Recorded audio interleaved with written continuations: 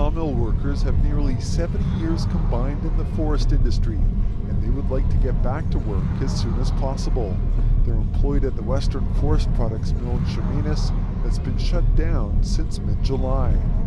I'm discouraged and getting frustrated. And I mean, we got 150 guys.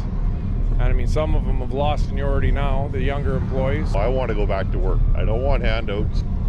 Adding to their frustration, right beside their mill at the Mosaic log sort, workers are grading logs and some will be exported out of the province.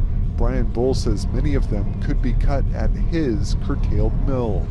You spend any time watching the trucks rolling up and down the highway, you'll see fiber that could be used in any of the mills on the coast. So the argument that the logs aren't suited for the mills here isn't really the truth.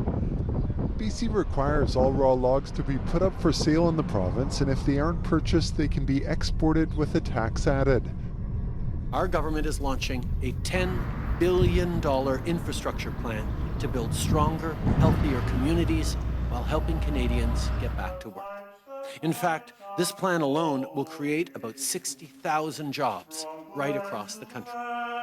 Through the Canada Infrastructure Bank, this 3-year growth plan will invest in everything from clean power, zero-emission buses and home retrofits to broadband and irrigation infrastructure for farmers. This is a win-win. As this Prime Minister raises taxes on food, brings back malnutrition, brings in record-smashing food bank use, the best he can come up with is a bunch of scripted talking points from junior staffers in the PMO. That is outrageous.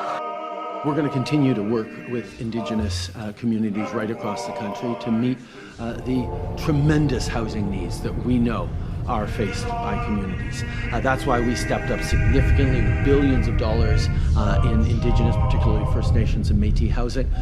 Why we're going to continue to work to make sure that we're building those homes across the prairies and indeed across the country for Indigenous communities.